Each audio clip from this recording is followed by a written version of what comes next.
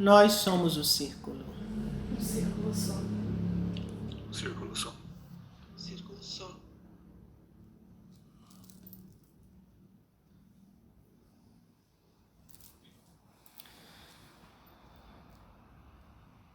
Muito bem, como vocês estão?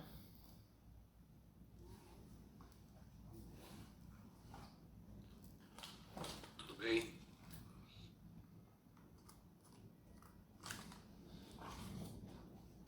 Também estou bem. Obrigada.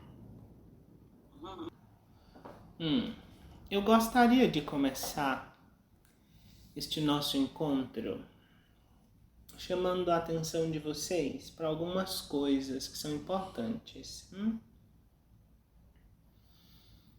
Primeiramente,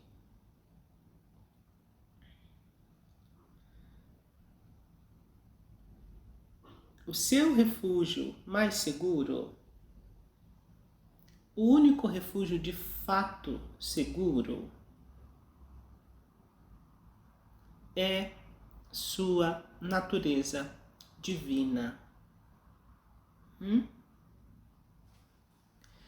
Por divina, não me refiro a aquilo que normalmente vocês formulam conceitualmente como sutil em oposição a grosseiro, celeste em oposição ao terrestre, superior em oposição ao inferior. Por divino, eu me refiro ao que é eterno. Tá bem?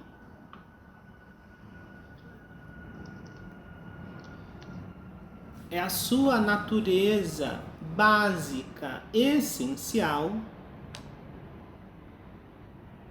é que deve ser sempre relembrada por vocês como seu verdadeiro refúgio.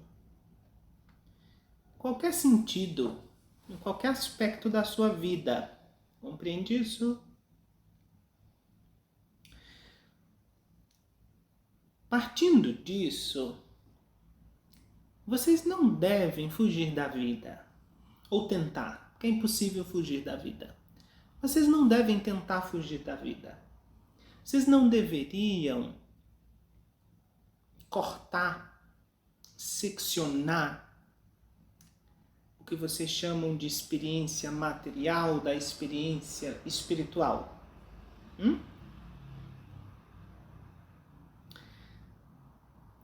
No dia a dia, em cada coisa que se apresenta, em cada demanda do seu karma, no cumprimento do seu karma, vocês encontram cultivo de autoconsciência, que é esse potencial do eterno que deve florescer na sua experiência, que deve amadurecer na sua experiência. Entendam que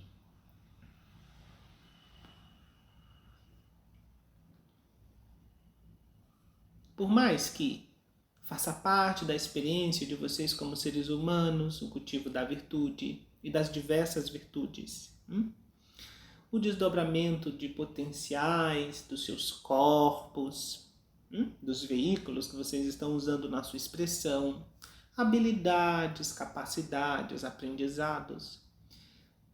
A experiência humana para você se trata de amadurecer a autoconsciência. Compreenda isso. E o amadurecimento da autoconsciência se dá na experiência de contraste, compreende? É na experiência de contraste. Ademais, essa vida, compreendendo agora a vida como encarnação, é uma simulação muito breve, muito fugaz, muito passageira. Quando você pisca o olho, isso acaba. Então não tenha tanta pressa de fugir disso. Não tenha tanta pressa de ir embora daqui. Por que eu digo isso? Não estou dizendo que você não tem que ter aspiração pela emancipação. O que eu quero dizer é que normalmente vocês compreendem, quando falamos dessas coisas, liberação, emancipação, ascese, vocês imaginam sempre como um ir embora. O mundo é mau, eu preciso ir embora desse mundo. Essa experiência é sofrida, eu preciso ir embora dessa experiência. Só que isso é o que vocês fazem continuamente, o que vocês vêm fazendo há muitas e muitas vidas e não deu certo. Porque não é o mundo, entende? Não é essa substância. A substância é pura na sua natureza básica. Não é esse corpo. Esse corpo é puro na sua natureza básica. Entende? Essa forma, essa imagem de um corpo é uma representação mental da substância luminosa. Indestrutível. Indestrutível, porque o que você vê como matéria objetiva é apenas uma fase de manifestação da energia. Então essa matéria é indestrutível. O que eu quero que vocês lembrem, no entanto, é da brevidade, da transitoriedade dessa experiência. E que a sua natureza, sua verdadeira natureza, ela é eterna, imutável, pura bem-aventurança.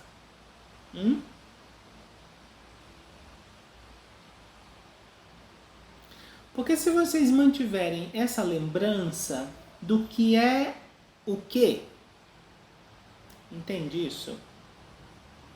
Se você mantiver a lembrança do que é o quê?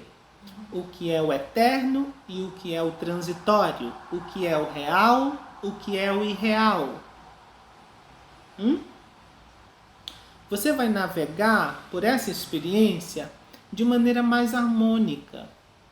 E você não só transita de maneira mais harmônica, no sentido de que você fica menos suscetível ao jogo de atração e repulsão pessoal, como você aproveita muito melhor essa experiência para cumprir o seu propósito. E o seu propósito é amadurecer a autoconsciência, porque o que a mente cósmica está manifestando através dessa etapa de sua expressão, conhecida como reino humano, é o potencial da autoconsciência.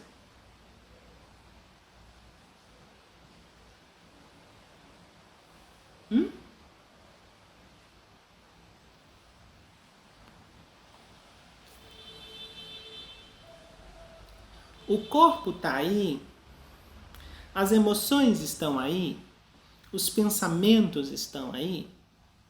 E dentro dessas 3 classes nós podemos abarcar então todos os fenômenos de eu e outro, ou seja, os seus pensamentos,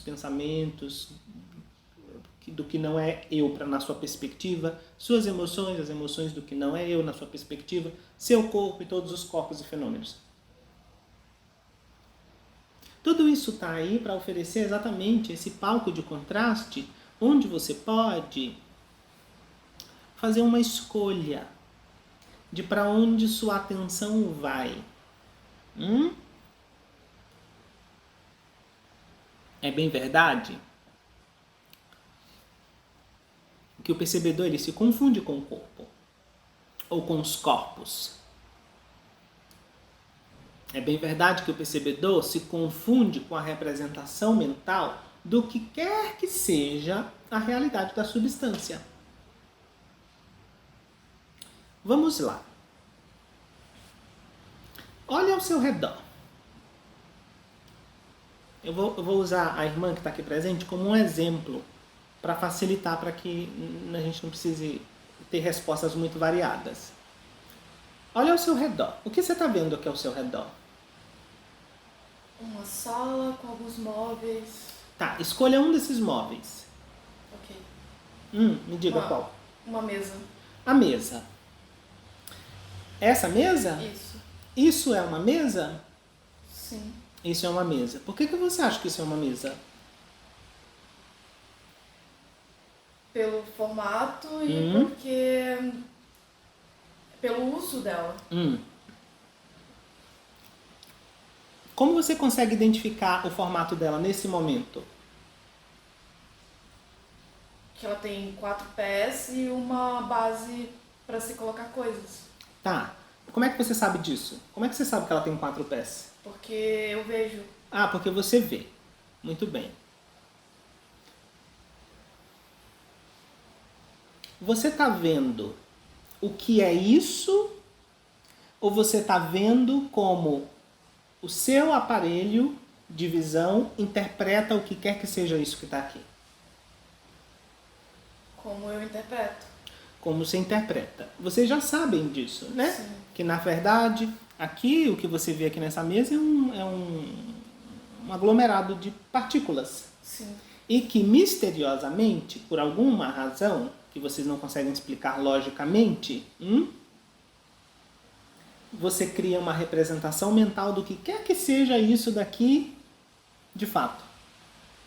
Sim. Que seria uma sombra. Sua visão, sua audição, seu tato, seu olfato, seu paladar, sua percepção mental são todas as interpretações dos estímulos que a substância cria na consciência. Daí que o percebedor não está, nesse momento, percebendo o que é. Ele percebe o fenômeno como ele parece ser na sua interpretação, na sua representação mental. Por quê? Porque o percebedor, nesse momento, identificado com o corpo, acessa a realidade ou acessa o campo dos fenômenos a partir dos sentidos, que são órgãos de interpretação de estímulos. Faz sentido? Sim. Se encaixa com a experiência? Vocês precisam meditar nisso, contemplar essas coisas. Vocês precisam fazer esse treinamento da sua mente para corrigir a percepção. Isso pode parecer banal, mas isso é yoga básica. Porque você precisa corrigir sua percepção. E você vai corrigir sua percepção se engajando no processo de contemplação, de investigação da realidade. Quando você não faz esse processo, você valida sua visão, sua audição, seu tato, seu paladar, seu olfato e sua percepção mental continuamente como sendo a realidade e não uma representação da realidade que depende de uma série de fatores.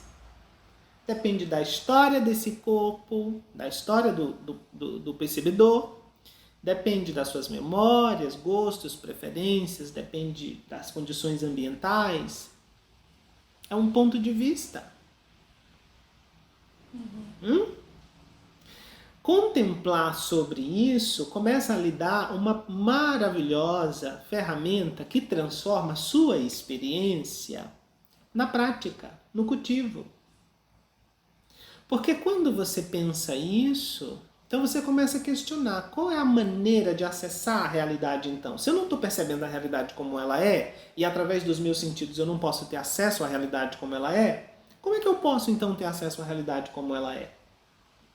Enquanto você funciona de maneira fragmentada, enquanto o percebedor se identifica com o sujeito pessoal, por conta da identificação com a estrutura psicofísica, ou seja, enquanto o percebedor está limitado ao quadro da personalidade, que é um elemento que se crê separado, ele percebe tudo o que não é isso, ou seja, o outro, com base no filtro dos sentidos. Que lhe dá uma percepção muito limitada do que é a realidade, compreende?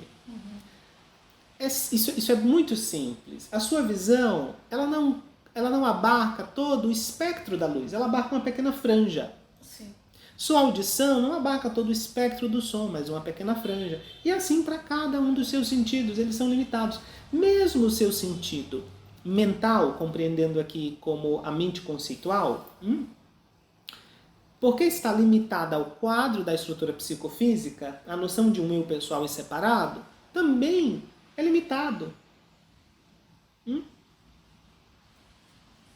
O percebedor, então, precisa expandir, ir além, transcender, ou se desidentificar. Você pode usar muitas palavras para expressar esse processo, compreende? E ele precisa, então, se identificar com o que é mais amplo, com o que é eterno. Isso basicamente é o cultivo. Isso é basicamente o propósito de toda a prática espiritual. É expandir.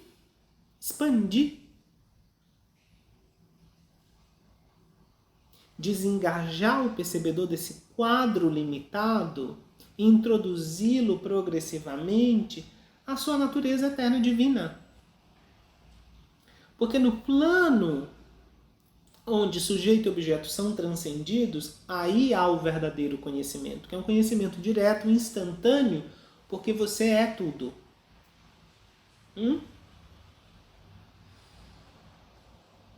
Aí você conhece realmente o que são os fenômenos, o que é a substância, o que é a realidade, o que é a experiência. Porque, de outro modo, você só tem um ponto de vista, você só percebe um aspecto. Então essa é a primeira coisa que eu queria lembrar para vocês aqui, trazer para vocês hoje. Que vocês lembrem dessas duas coisas, a transitoriedade dessa experiência e que sua verdadeira natureza é eterna. E que você contemple isso. Porque isso vai lhe permitir mais maturidade, mais fluidez na sua passagem por essa breve simulação. E você pode aproveitar ela muito melhor para cumprir o seu propósito, que é amadurecer a autoconsciência. De novo, amadurecer a autoconsciência quer dizer o quê? Aí eu vou entrar no segundo ponto que eu quero conversar com vocês. Por que nós falamos aqui com vocês uma palavra que nós usamos muito aqui com vocês para se referir a essa natureza divina, etc. É Ani. Vocês sabem o que significa essa palavra? Ani. Fogo. O fogo. O que mais?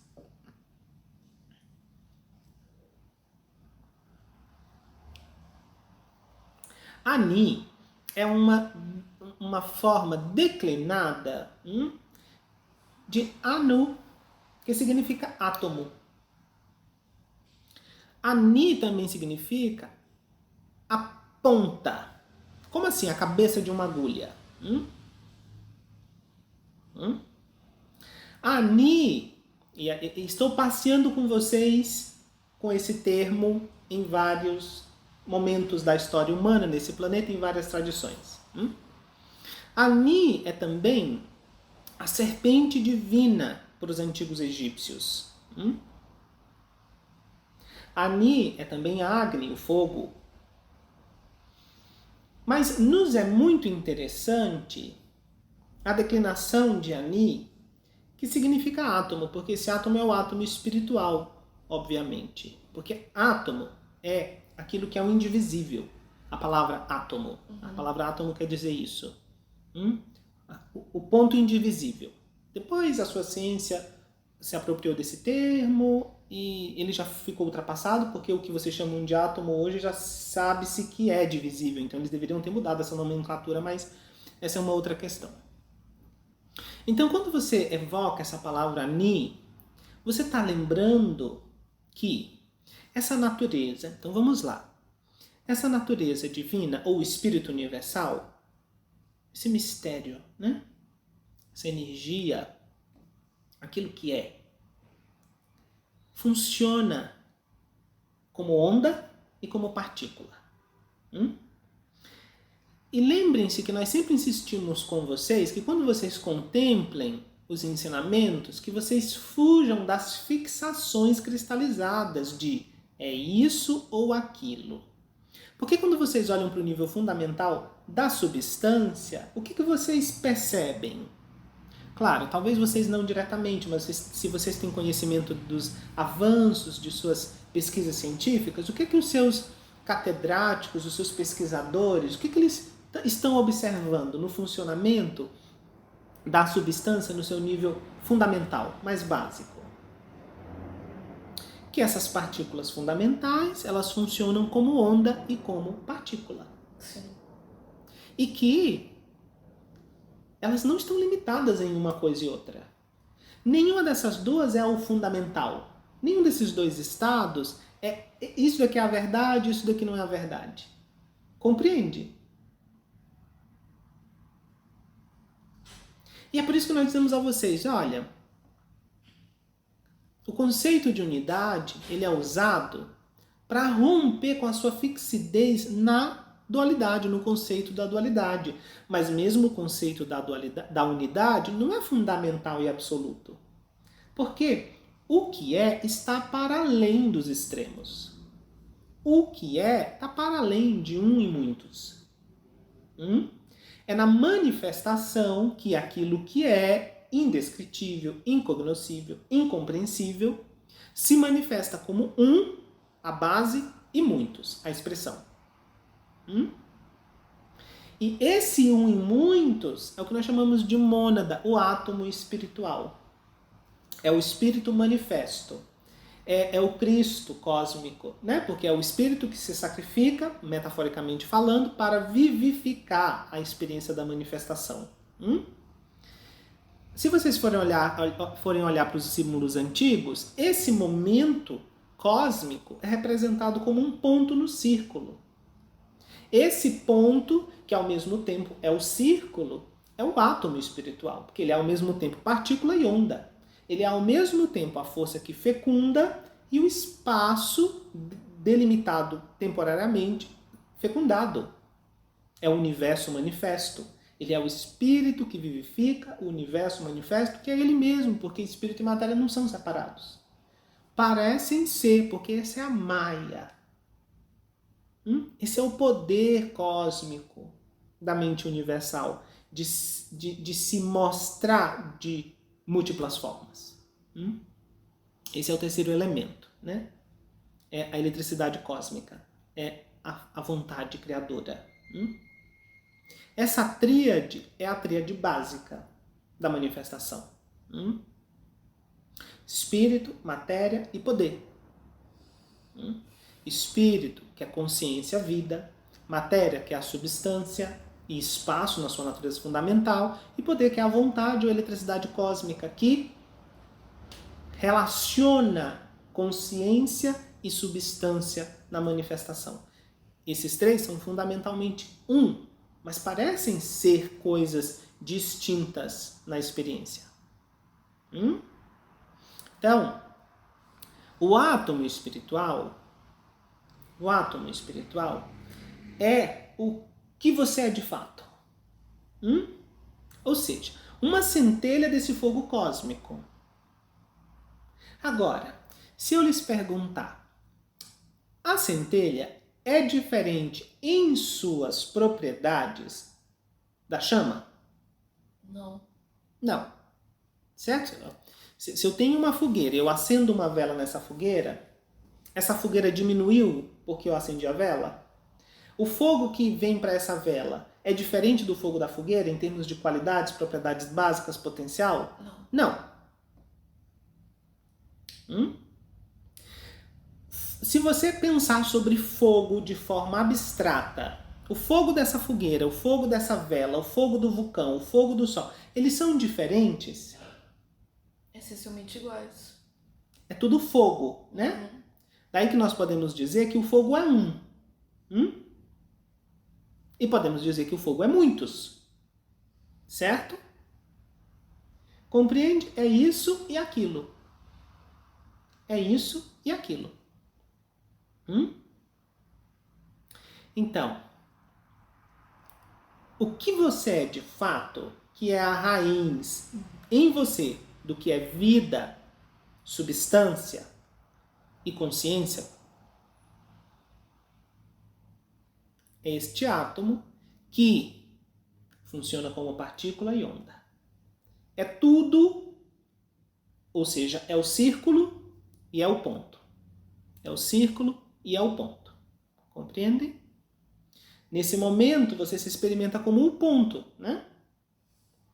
E nessa experiência, então, como ponto, você tem a possibilidade de manifestar o potencial ou os atributos desse fogo ou desse átomo. Por exemplo,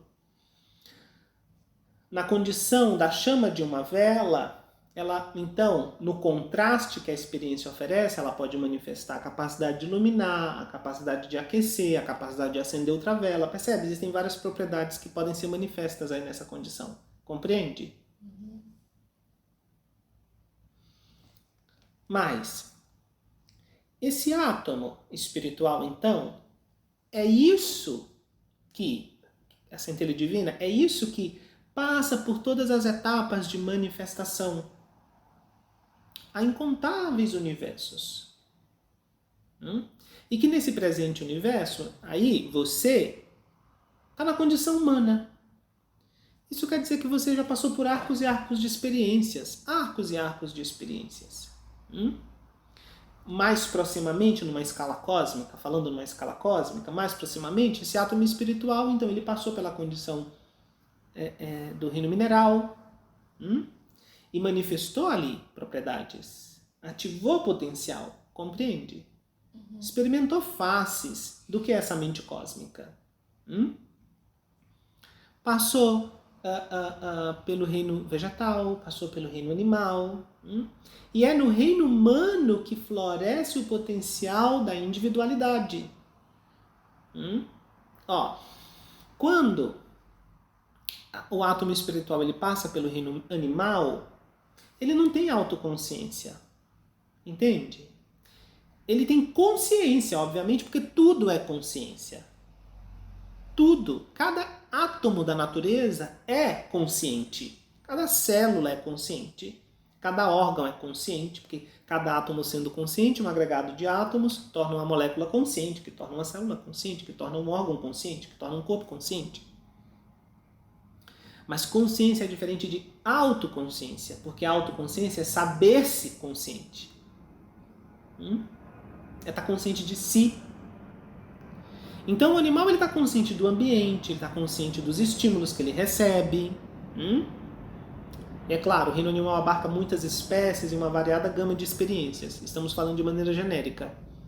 Mas ali não há a capacidade ativada de dizer quem eu sou? Eu quero fazer isso ou eu quero fazer aquilo? De onde eu vim para onde eu vou? Qual é o meu propósito? Sabe? A autoconsciência, a consciência voltada para si, e eu? Autoconhecimento, e eu? Isso floresce no reino humano. E o reino humano, na sua condição natural, não é físico. Físico grosseiro.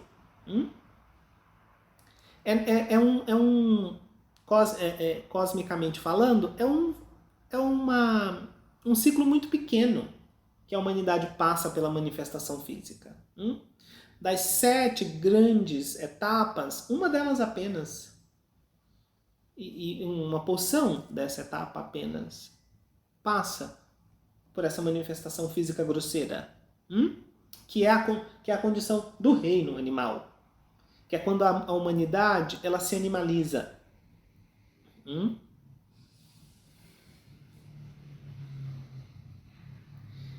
É na humanidade que há o potencial de autoconsciência, porque é na humanidade que esse átomo espiritual se experimenta como sendo uma coisa em relação a todo o resto.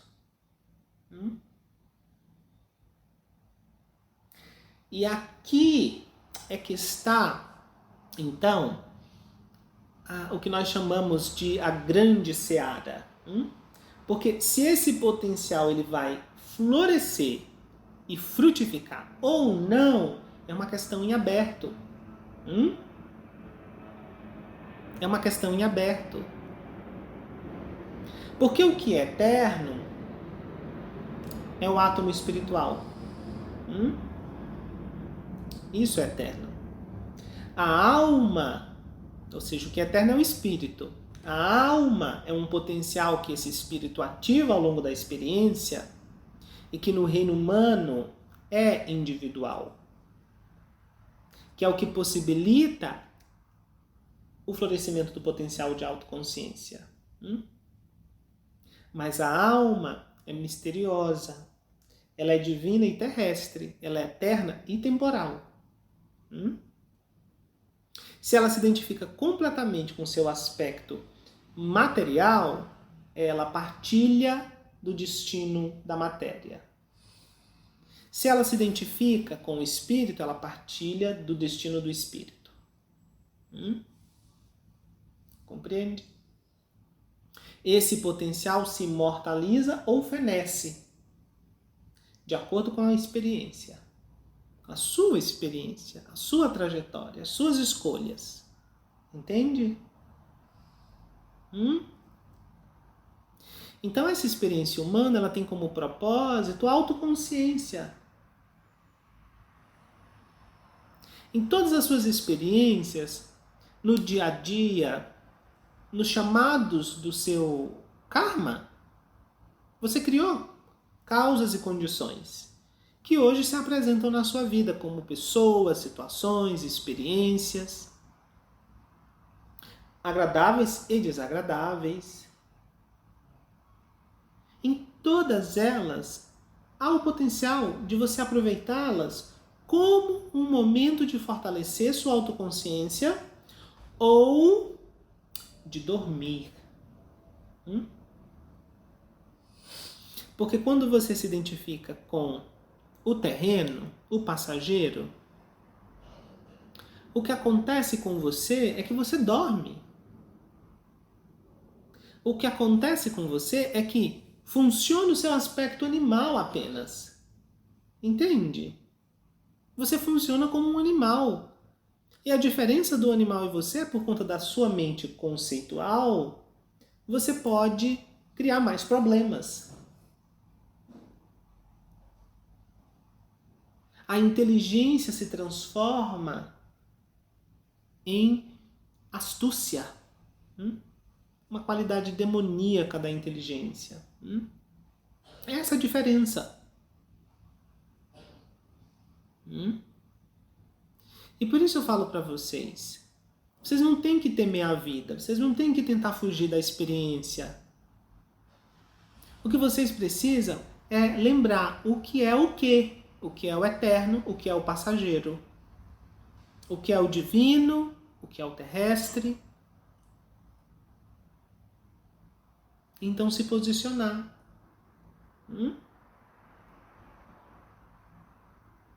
É claro, eu não estou falando isso para seres que acabaram de adentrar na experiência fragmentada. Não, estou falando para seres que vêm experimentando a realidade fragmentada há muito tempo. Então vocês têm fortes condicionamentos, como humanidade, fortes condicionamentos de torpor, de irresponsabilidade, de negação, de fuga.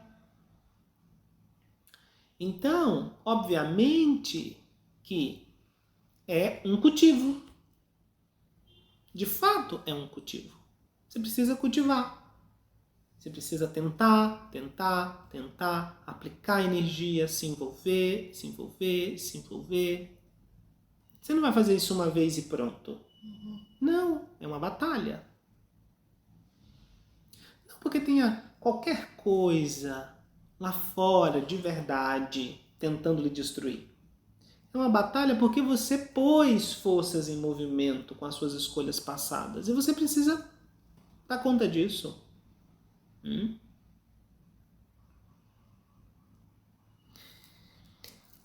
Então, se vocês estão compreendendo o que eu estou transmitindo, isso deve trazer mais leveza,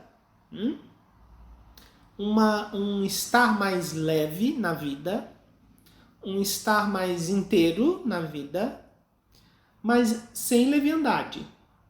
Ou seja, com o necessário nível de prontidão e de responsabilidade.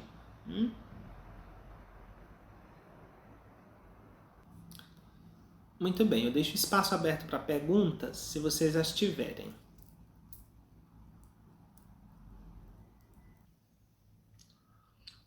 Samuel, você comentou agora sobre torpor e me veio uma pergunta em mente. Tá me ouvindo bem, né? Quando a pessoa se dopa por medicamentos, porque ela não quer sentir a realidade, ou aquilo que ela está vivendo, está ocorrendo, ela está evoluindo ali. Então, isso não tem a ver com evolução. Você tem que entender que a situação é sempre mais complexa do que aparenta ser.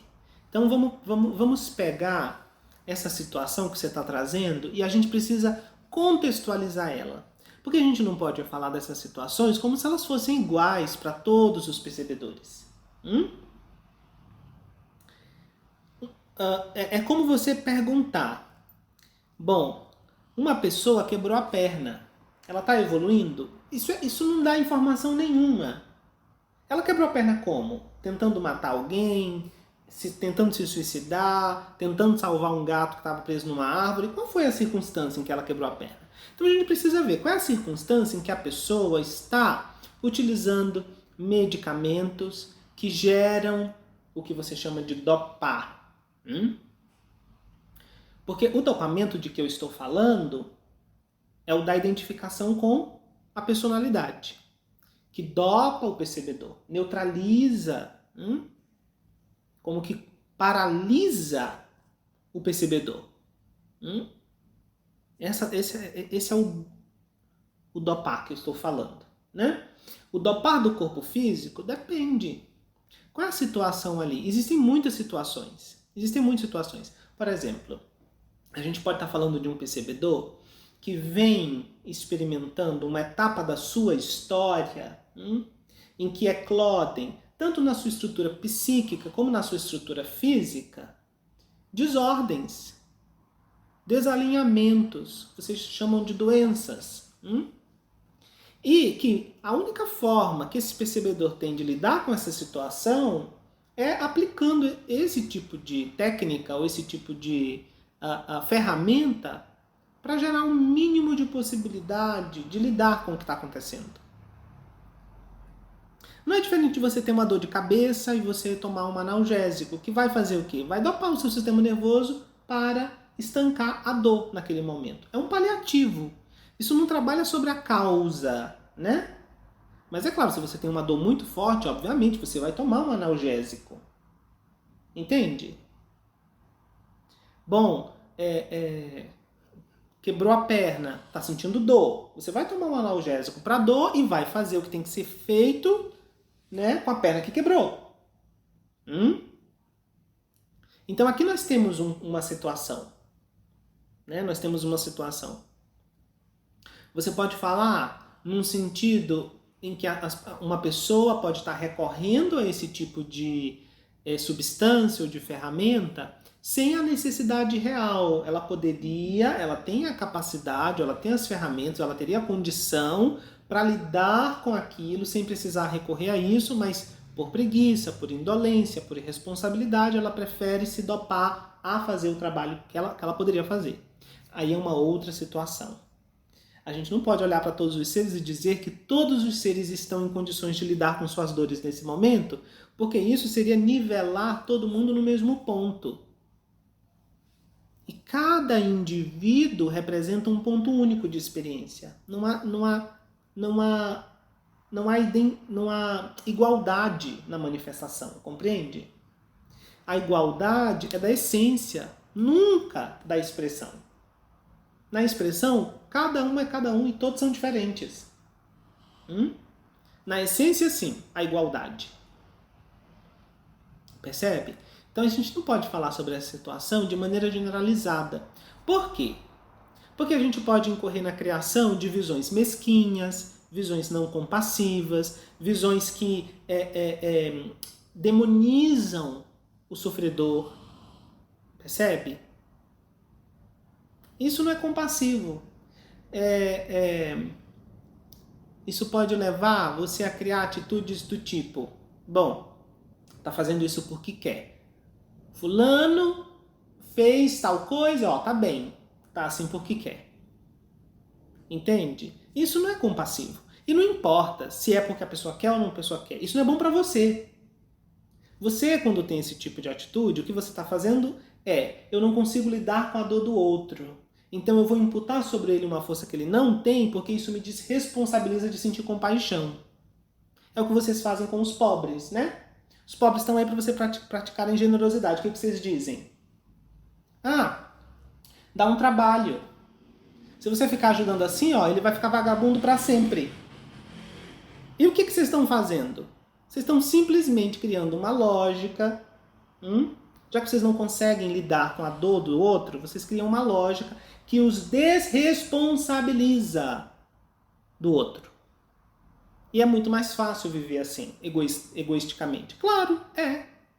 É mais fácil. Quando você tem autoconsciência, dopar é mais fácil. O egoísmo dopa. Porque é a ignorância, né? Eu ignoro a realidade do outro. Eu ignoro a diversidade da experiência. Eu ignoro a dor do outro. Não tem a ver comigo. Eu me fecho aqui na minha meditação de unidade e pronto.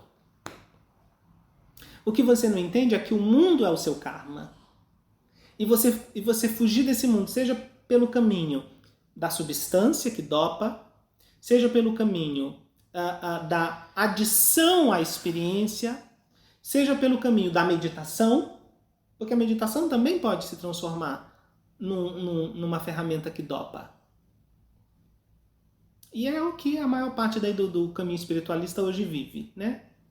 É um estado de torpor, de intoxicação psíquica, achando que é espiritual.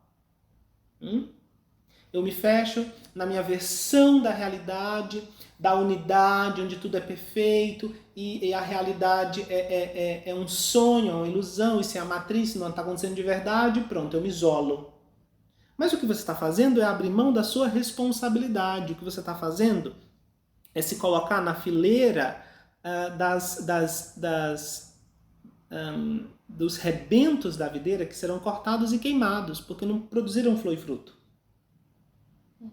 Compreende? Sim. É no campo da interação, da relação sagrada, que a autoconsciência amadurece, e não na fuga dela.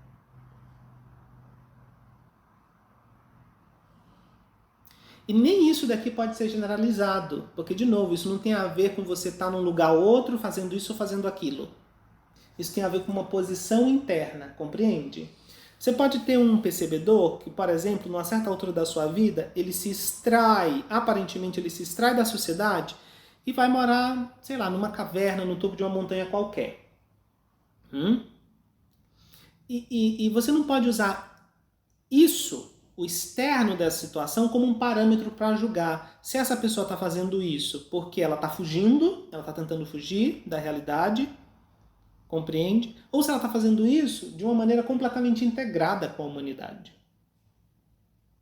E você pode ter uma pessoa que está se colocando no meio do que vocês chamam do mundo, do fervo, da multidão. E, de novo, você não tem como julgar com base na aparência.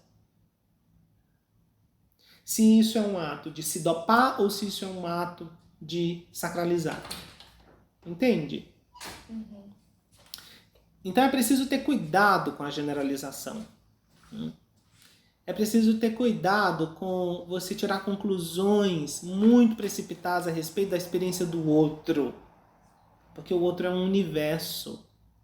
O outro é o universo num ponto único de vibração. Entende? Sim, perfeitamente. Eu coloquei mal a minha pergunta, mas você respondeu exatamente o que eu precisava saber. Essa pergunta partiu de essa pessoa convive comigo. Eu vejo o sofrimento constante dela. E eu tento, de todas as formas, com tudo aquilo que eu aprendi, do pouco que eu sei, mas ajudar. E realmente eu critico esse medicamento, que é forte.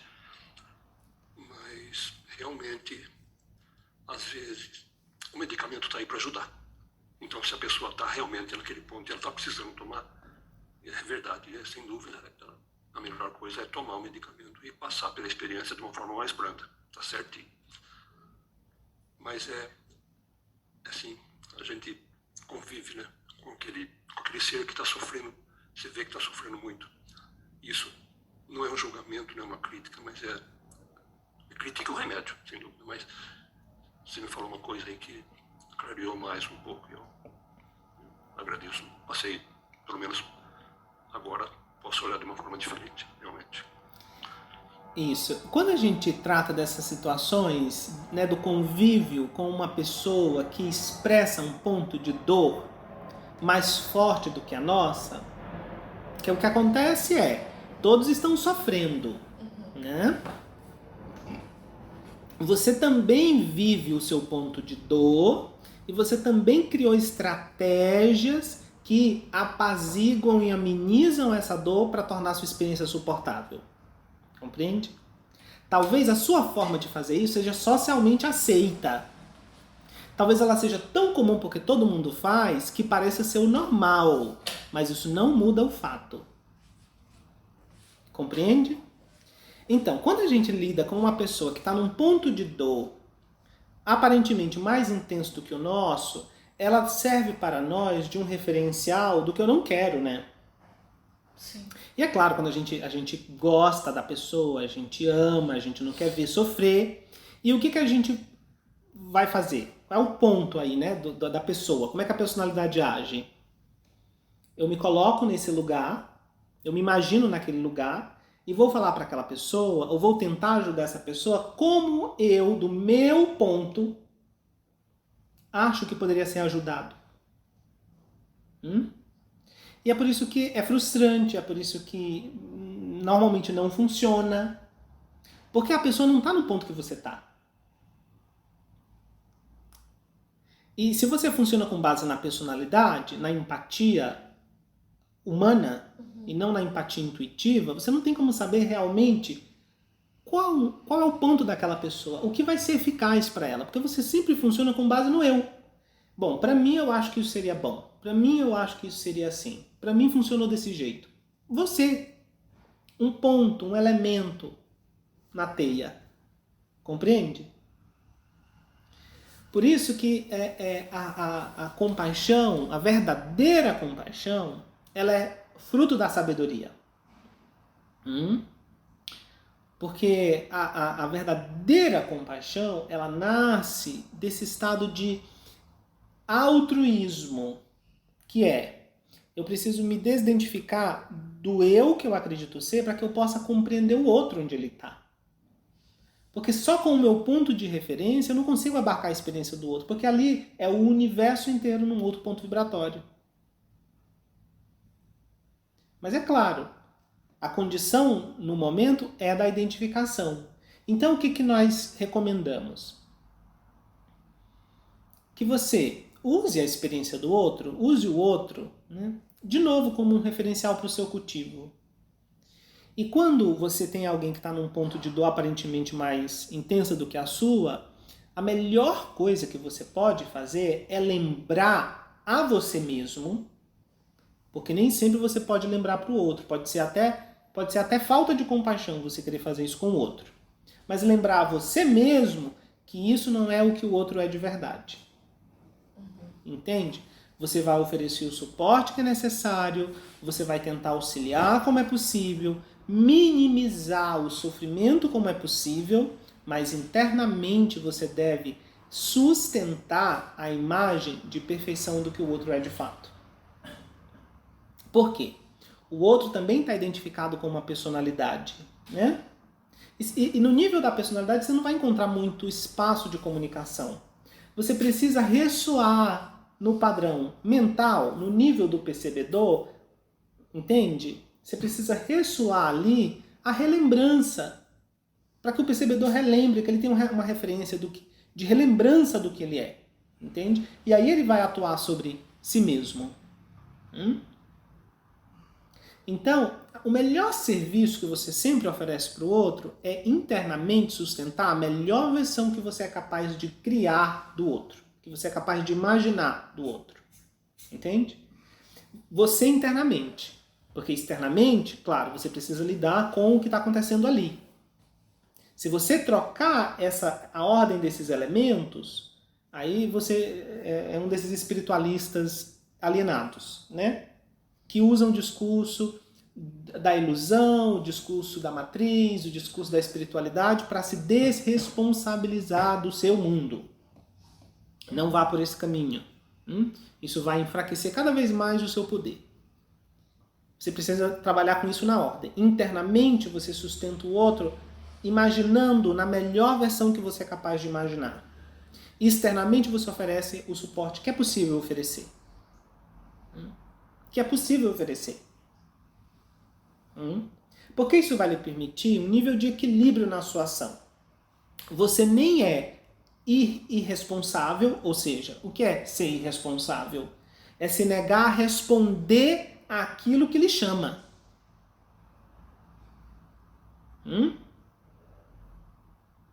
Porque se tem uma pessoa sofrendo na minha frente, essa é a minha experiência, é o meu karma. Há um chamado para que eu responda a isso. Se eu me nego a responder, eu sou irresponsável. Então eu preciso responder à demanda. Você responde à demanda. Mas quando você mantém a visão interna de como a coisa realmente é, você não permite que o veneno do egoísmo macule a sua compaixão. Como é que o veneno do egoísmo macula a sua compaixão? Quando a sua compaixão, ela tem condição, eu vou fazer se. Quando ela tem objetivo pessoal, bom, eu vou fazer. Se não acontecer o resultado que eu espero que aconteça, aí eu sofro, eu brigo, eu bato o pé. Entende? A ação, ela é livre. Quando a compaixão vem acompanhada de sabedoria, a ação, ela é livre. Ela não gera laço kármico mundano. Ela reestabelece a relação kármica ao nível de harmonia. Aí você sacralizou. Compreende? Você se liberou.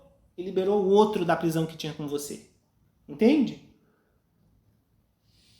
E isso precisa ser compreendido porque quando nós falamos sobre visão pura, o mais comum é que as pessoas usem o discurso da visão pura para se desresponsabilizar da experiência. Vê alguém com fome?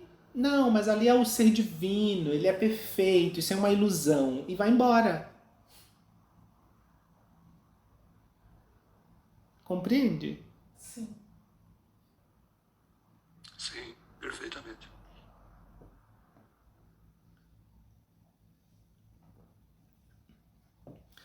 Nós não estamos dizendo aqui que o mundo ele está aí para ser resolvido. O mundo não está aí para ser resolvido. Você não deve se engajar com o mundo com essa ideia de que você vai resolver todos os problemas do mundo e o mundo vai ser perfeito. Porque esse mundo é o resultado de um ponto de percepção e esse ponto de percepção está distorcido. Esse mundo não tem solução porque o ponto de percepção que o gera é fundamentalmente falho. Quando a perspectiva muda, o mundo muda. Mas esse mundo como tá é o seu contraste para que você tome consciência do seu ponto de percepção distorcido e que você corrija o ponto de percepção distorcido. Entende?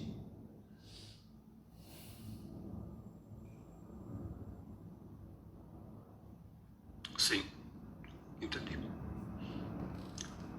E a gente faz isso todo dia quando faz um exercício que coloca alguém no centro da roda. A gente imagina o ser maravilhoso que ele é, o percebedor que ele é. E na prática, no dia a dia, a gente se esquece disso. Mas valeu. Agradecido mesmo. Muito bem. Alguém tem mais alguma questão? Ô, mano, Mudar essa perspectiva que você acabou de falar, eu poderia dizer que isso é sacralização da matéria? Não. Não, mas isso é um passo para. Ok, tá. Tá. Isso é um passo para. Posso fazer uma questão? Naqueles momentos em que os venenos, assim, a raiva ou qualquer outra emoção tá nublando muito a nossa visão, esse relembrar tanto, enfim, digamos, natureza pura, tanto minha como do outro, mesmo que seja um exercício que naquele momento vai ser mental por conta daquela emoção toda, é um exercício válido a ser feito, né? Claro, porque a emoção é sempre uma resposta a um pensamento. É engraçado como vocês insistem nessa visão de que a emoção é a realidade. A emoção não é a realidade, ela é mais um dado de experiência. A emoção é um dado de experiência. Ela lhe informa alguma coisa sobre alguma coisa. Ela é uma informação. E a emoção é uma informação sobre a qualidade do seu pensamento. Não importa se esse pensamento é sobre você, sobre o outro, sobre o ambiente. A emoção, ela apenas indica a qualidade do seu pensamento. Ela nunca é uma qualidade intrínseca do fenômeno sendo observado. Porque compreenda, o que quer que você vê lá fora, não está lá fora. É a sua projeção lá fora, da representação mental que você faz, do que quer que esteja, aparentemente lá fora. Entende? Mesmo considerando aqui um ponto de vista fragmentado, separado, eu e outro. O eu nunca percebe o outro de maneira direta. Assim como você não vê o que é a mesa de verdade. O que você está vendo é a representação mental que você faz do que quer que seja isso aqui. E que você projeta lá para fora. É a sua projeção sobre essa substância. O que é isso de fato e fundamentalmente? Você não sabe. Funcionando como eu separado, você nunca vai saber, porque você não tem acesso direto sobre o que é isso. Entende? Sempre vai ter o filtro do sentido. Você pode quebrar isso daqui em 1000 pedaços, sempre vai ter o filtro do sentido. Você pode olhar no microscópio, é o filtro do sentido. O que é isso em essência? Só você retornando à essência para acessar. Porque a essência conhece a essência. Uma vez que a essência é una, onde não há separação, há conhecimento direto. Então, voltando para a sua questão. A emoção, ela não é um dado sobre o fenômeno. É um dado sobre como você pensa sobre o fenômeno.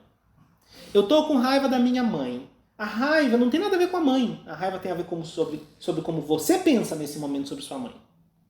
Porque se a raiva tivesse a ver com a mãe, ela seria constante.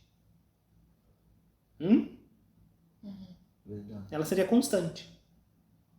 Como o seu pensamento sobre a mãe muda continuamente, o sentimento que você tem pela sua mãe muda continuamente. O que prova que a emoção é uma resposta ao seu pensamento.